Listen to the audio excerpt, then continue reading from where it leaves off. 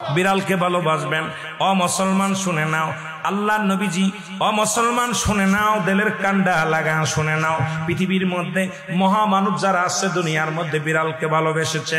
এই বিড়াল একটা গৃহপালিত পশুর মধ্যে পড়ে যায়, এটা এত প্রভুভক্ত হয়, এত মুসলমান শুনে নাও, বিড়ালটাকে অত্যন্ত মায়া করবেন। বিড়ালটা যদি দোয়া করেন, বিড়ালটাকে বিনা কারণে কোনো বিষ দিয়ে মারবেন না, কোনো কিছু দিয়ে মারবেন না।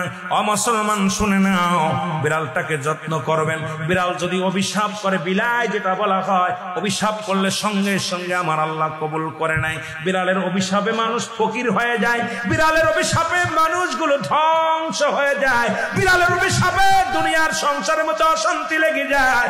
বিড়ালকে ভালোবাসলে, ও মুসলমান শুনে নেও, এই বিলাইকে ভালোবাসলে, বিলাই যদি দোয়া করে, বিলার দোয়ায় আল্লাহ দরবারে অনেক ফায়দা লুটতে পারবেন। জোরে জোরে চিল্লায় বলা যাবে না মারহাবা।